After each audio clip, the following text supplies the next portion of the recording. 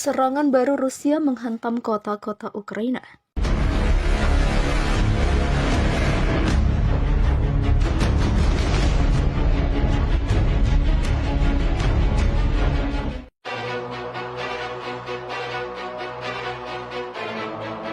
Serangan baru Rusia menghantam kota-kota di seluruh garis depan Ukraina, menewaskan sedikitnya 1 orang di selatan dan menghantam sebuah sekolah di Kharkiv. Penjelasan diungkapkan wali kota selatan Mykolaiv, Alexander Sainkevich, kepada AFP. Wali kota Mykolaiv, dekat dengan tempat pasukan Ukraina yang berusaha melakukan serangan balasan, mengatakan 1 orang tewas ketika roket menghantam 2 distrik perumahan semalam. 6 lainnya terluka dalam serangan itu, menyebabkan jendela dan pintu rusak dan balkon hancur. Demikian ujarnya melalui Telegram. Dalam beberapa pekan terakhir, Mykolaiv telah diserang hampir setiap hari ketika pasukan Ukraina berusaha untuk mendorong ke wilayah tetangga Kherson. 7 orang tewas pada Jumat kemarin dalam serangan di dekat halte bus. Kepresidenan Ukraina mengatakan pasukannya telah melakukan serangan terhadap gudang militer Rusia dan posisi di belakang garis di wilayah Kherson. Di kota kedua Ukraina, Kharkiv, roket dari sistem permukaan ke udara S-300 menghancurkan bagian dari fasilitas pendidikan dalam serangan pada dini hari Kamis. Pihak berwenang menyebut petugas pemadam kebakaran memadamkan api yang disebabkan kebakaran itu dan tidak ada laporan mengenai korban. Kharkiv, dekat dengan perbatasan Rusia di timur laut Ukraina, juga sering menjadi sasaran pemboman oleh pasukan Moskow yang ditempatkan di dekatnya. Gubernur wilayah Donetsk Timur, tempat Moskow memfokuskan serangannya, mengatakan bahwa 6 warga sipil tewas dan 15 luka-luka akibat serangan pada hari Jumat. Sebuah stasiun bus di kota Sloviansk, target utama pasukan Kremlin, rusak dalam serangan Sabtu pagi, meski tidak ada korban yang dilaporkan. Sakhalin Energy Investment Co. Rusia telah meminta pelanggan gas alam cair untuk melakukan pembayaran melalui unit Moskow dari Bank Eropa.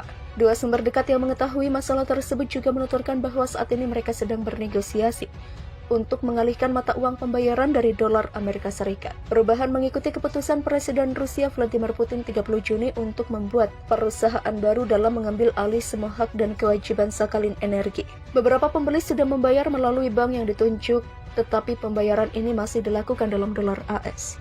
Di antara mata uang pembayaran alternatif yang sedang dibahas adalah Yuan Cina, Yen Jepang, dan Won Korea Selatan. Menteri Ekonomi Jerman Robert Habeck diolok-olok pengunjuk rasa di Bayreuth, Bavaria, Jumat 9 September. Saat itu ia berpidato dan menyerukan Jerman untuk menerima kenaikan biaya energi sebagai harga melawan Rusia.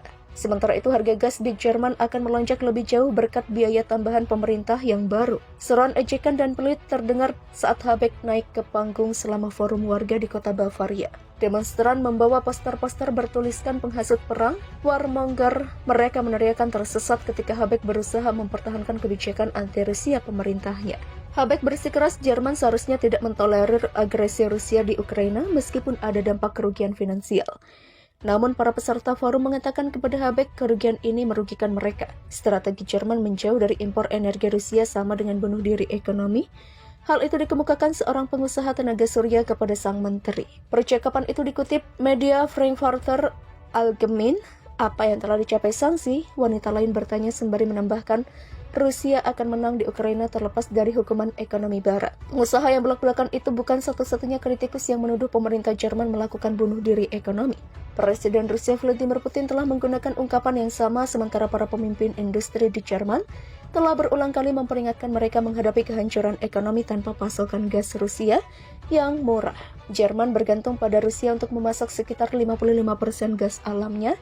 Terlepas dari ketergantungan ini, Berlin tiba-tiba membatalkan sertifikasi pipa gas Nord Stream 2 dalam beberapa hari setelah operasi militer Rusia di Ukraina. Mereka mendukung sanksi yang telah menghambat perbaikan kritis di sepanjang jalur Nord Stream 1 yang ada. Jerman yang menolak memperpanjang umur 3 pembangkit listrik tenaga nuklir terakhirnya terpaksa mengaktifkan kembali pembangkit listrik tenaga batubara. Habeck mengklaim kenaikan harga adalah kesalahan Presiden Rusia Vladimir Putin yang harus ditentang terlepas dari biaya ke Eropa. Mengenai pengurangan aliran melalui jalur Nord Stream 1, Habeck mengatakan kepada orang banyak Rusia menolak mengambil turbin yang diservis dari Jerman untuk memperbaiki Nord Stream 1.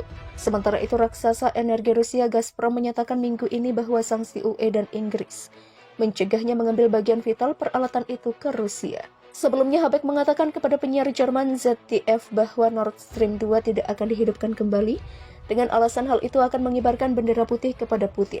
Jerman minggu ini juga memilih mendukung rencana UE yang meminta semua negara anggota untuk berkomitmen pada pengurangan 15% dalam konsumsi gas selama musim dingin. Beberapa outlet berita melaporkan biaya tambahan pemerintah yang direncanakan akan membuat tagihan gas melonjak untuk Jerman mulai Oktober dan seterusnya. Rata-rata rumah tangga Jerman diharapkan membayar tambahan $1.016 per tahun untuk memasak dan memanaskan rumah mereka.